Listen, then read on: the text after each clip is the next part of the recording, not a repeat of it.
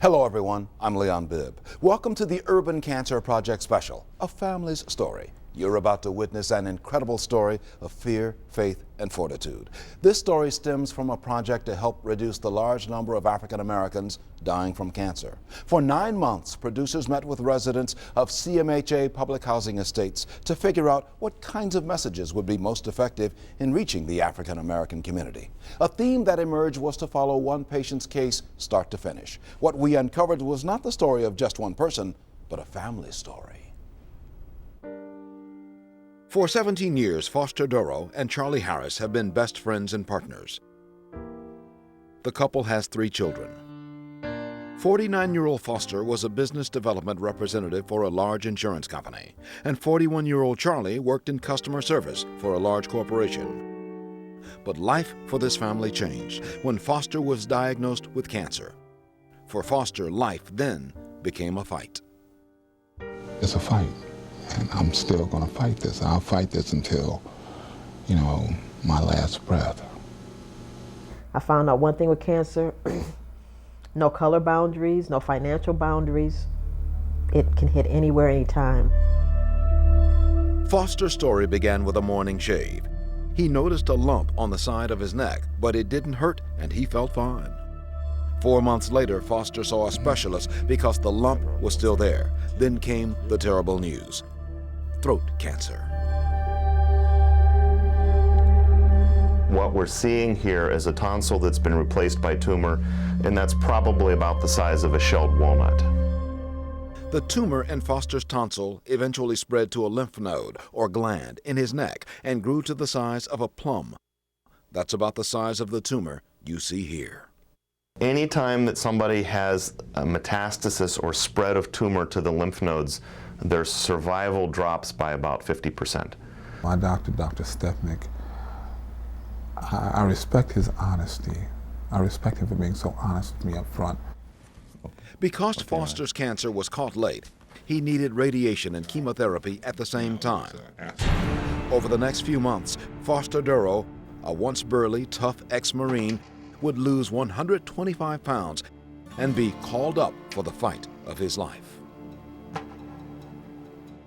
I was in and out of the hospital. Oh gosh. I must have had about 5 or 6 trips to the hospital, because I was sick. You could just see the agony on his face sometimes. So have you taken anything? And this is a person that's used to getting up, going to work every day and, being out there. And to see him almost bedridden, it was like, it was hard. Foster and Charlie drew strength from their faith. Faith. You can make it. Family. You can make it. Fear. I don't care Fortitude. what's going wrong. We forge. God won't let it We forge. last too long. You're not in this thing alone. We forge. Ahead. You can make it.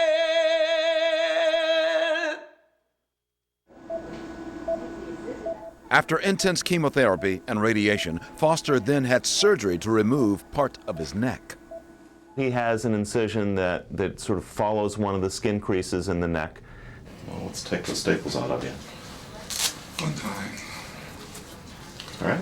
Okay.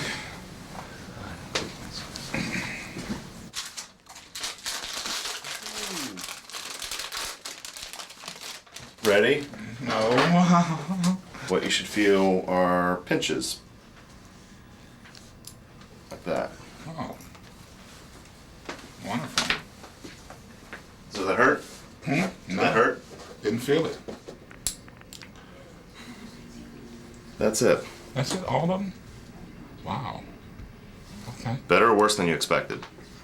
Oh, a lot better. But it's not long before Foster and Charlie are back in the doctor's office. This time, the problem is with Charlie. When we come back, Charlie's story. But first, a message about the importance of cancer screening. The power is in you. Don't be afraid. Get screened.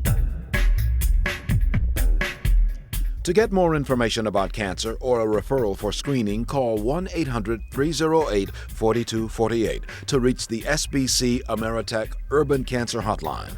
The number again is 1-800-308-4248. Due to the high volume of calls, you may get a busy signal, but keep trying. The hotline is open 24 hours a day.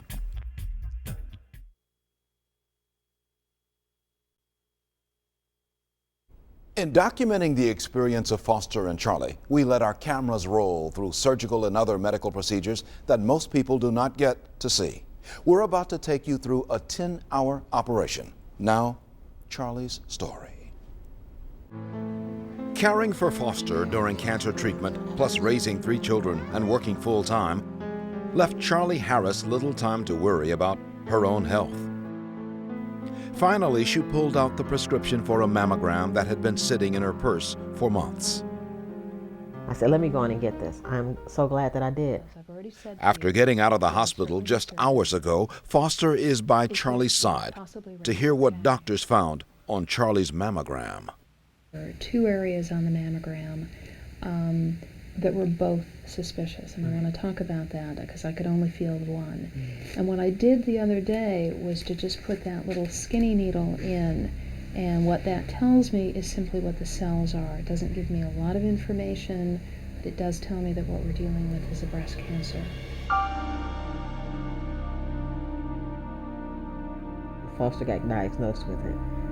A few months later, I get diagnosed. What's the chances of both spouses getting diagnosed with cancer? And then for it to strike her, I thought it was just so unfair. Cruel irony. What questions do you have for me today? I guess, what's the next step? I'm going to head down to the hospital and we're going to be talking about you. This is Charlie Harris, 41-year-old woman, good health, came in because of an abnormal mammogram. She did in fact have some rather significant findings. Now there's the very large spiculated mass, it's not quite obvious, but there's a little thing right there too. Because Charlie has 2 separate tumors, the group rules out lumpectomy, a procedure in which surgeons remove the tumor and some surrounding tissue but preserve the breast. The recommendation is for mastectomy. Even though Charlie decides to have breast reconstruction at the same time, she must deal with the thought of losing her natural breast. It's a part of me. I planned on dying with all of me, but you know, if that's not in the plan, then as long as I got my life, it's okay.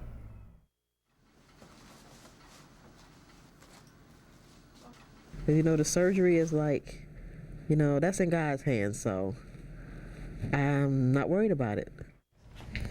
Hello. Good morning. How are you? Fine, and you? I'm good. That's my father. It's Dr. Lena, my doctor. How do you do? Pleasure. This guy I know. How are you? Good. What happens is the breast gets removed, the lymph nodes get taken out. That all goes to the lab. Okay. And then they cut through all of that. They look very extensively through the tissue that gets removed, including the lymph nodes. We want to make sure the edges are clear. We want to find out what the lymph nodes show. Okay. And that in turn is going to tell us what else we need to do. Okay. I'm going to go change, so Okay. we'll go from there. All right. All right, sweetie, I'll see you in a Thanks. minute. Bye. All right. I'm starting to feel the drugs already. Already? Oh, Lord. Yeah. So from this point on, I'm not responsible for anything I say. That's my only child. And she always have been a strong person. The reason that we're doing a mastectomy on Charlie is because she has 2 separate cancers in the breast. And that's one reason why you can't do a lumpectomy. It's kind of nice when you're doing an immediate reconstruction because they come in with the breast and they leave with the breast. Okay, 833. She's got a pretty good sized lump right here, so we have to include that. But she has a second cancer, which is superficial, which you can't feel. So we cored both of them. No good claim. Yep, there it is.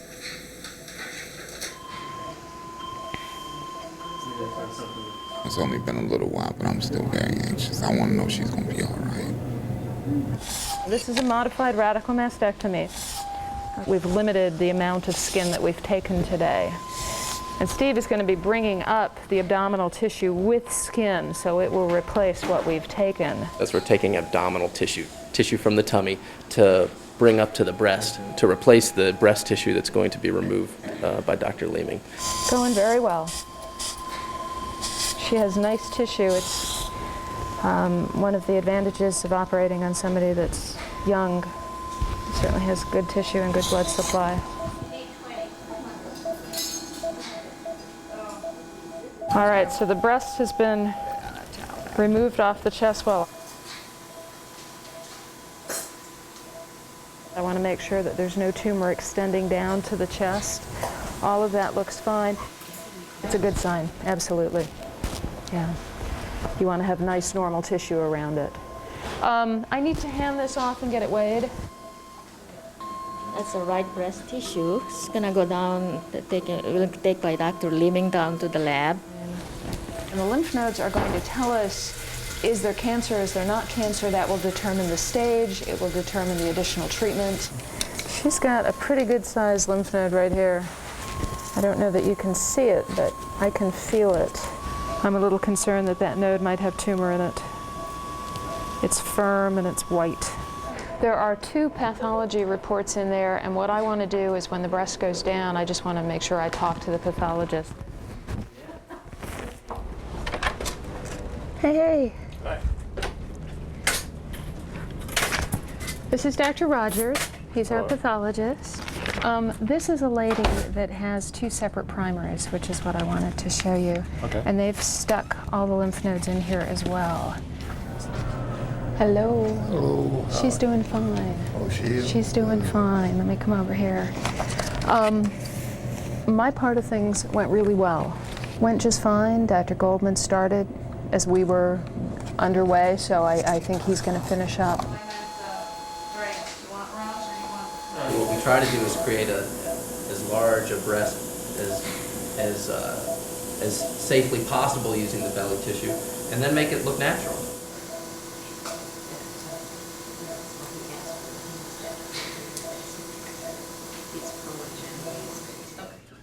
The reconstructive portion of the surgery, I think, went very well. I think Dr. Leeming already spoke with you, but I think she was pleased with how her portion went as well. Okay, relax your arms. Just relax. Harris, I'm gonna need a little oxygen here.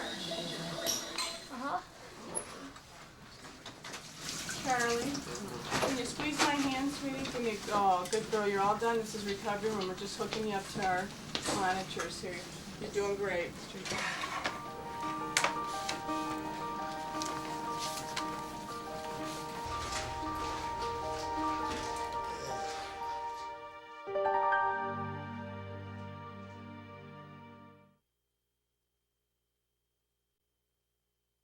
One indication that a patient's cancer might be spreading is when cancer cells are found in the lymph nodes. Lymph nodes are lima bean-shaped glands throughout our bodies. If the lymph nodes are positive for cancer, doctors usually recommend chemotherapy, treatment with drugs that travel through the body to destroy cancer cells. In the surgery you just saw, doctors removed lymph nodes from under Charlie's arm. We now rejoin Charlie and Foster as they learn what doctors found in Charlie's lymph nodes. Hi, Beth Overmoyer. How are you? How are you? Okay. Hi, Beth. How are you doing? So you had 3 of 33 lymph nodes involved. All right. So it is worrisome. It means for sure that chemotherapy will benefit you. Okay.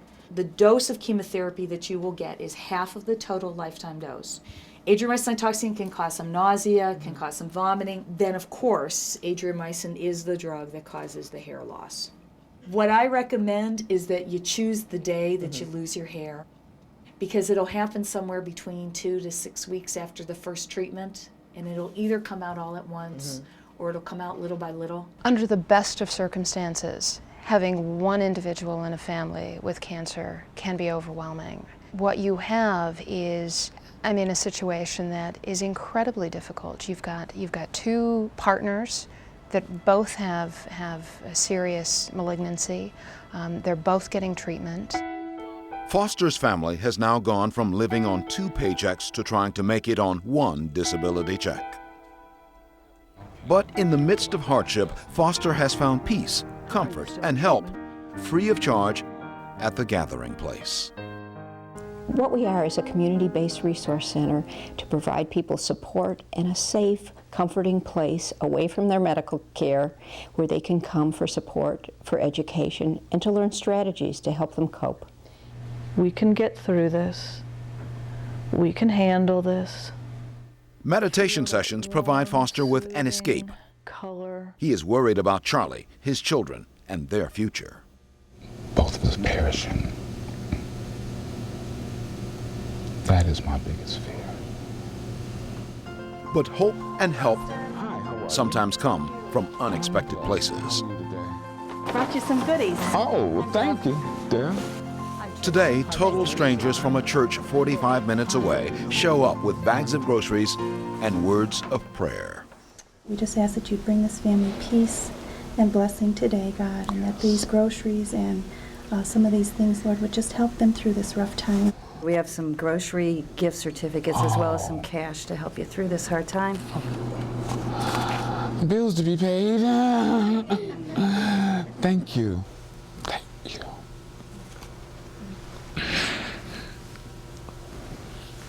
Thank you so much.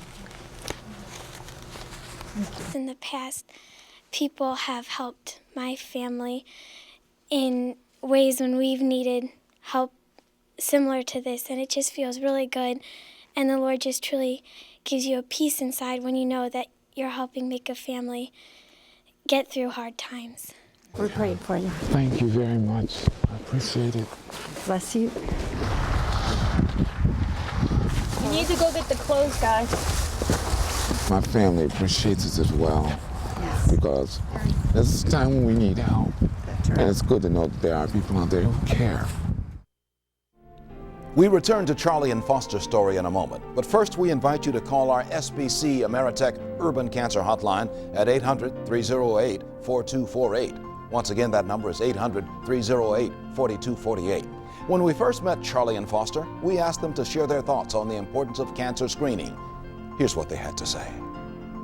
I would advise all African American men especially to get a screening. We, especially as African Americans, have got to say, okay, it can hit me. What do I need to do to make sure that it doesn't hit home? I think of all the people I know who've had cancer,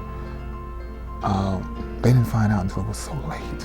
Especially with the mammogram, women will say, it's painful, I don't want to do it, I don't have time. And if just one person walks away and say, maybe I should go get that screening I've been putting off.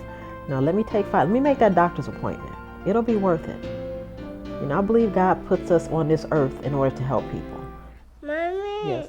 See, this is why I have to be here. So, see, this was worth me going to get the screening for.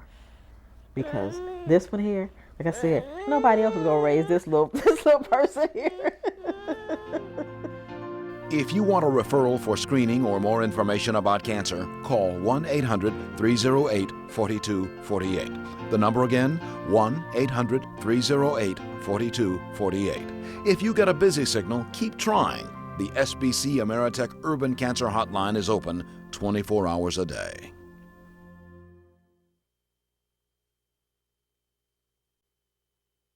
Welcome back to the Urban Cancer Project, a family story.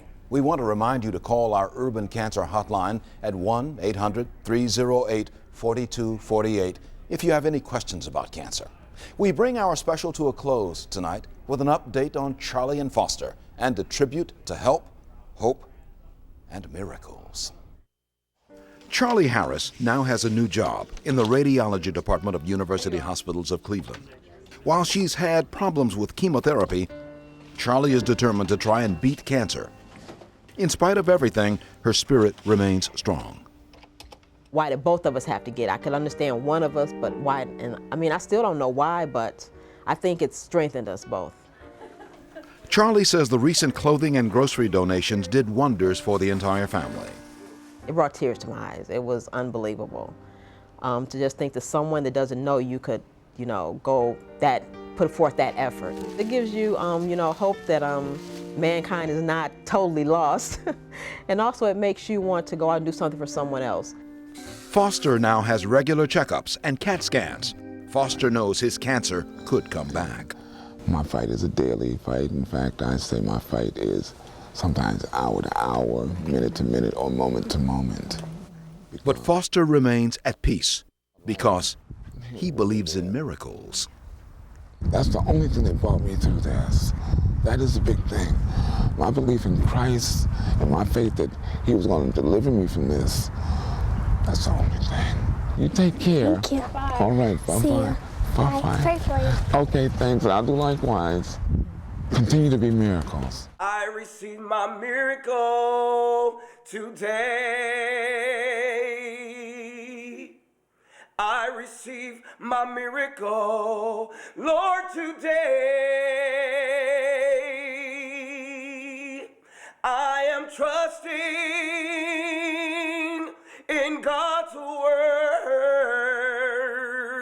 that guarantees me my prayer to be heard.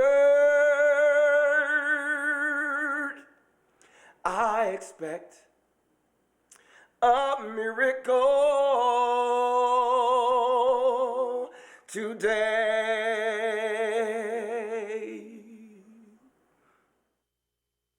You can make it. You can make it.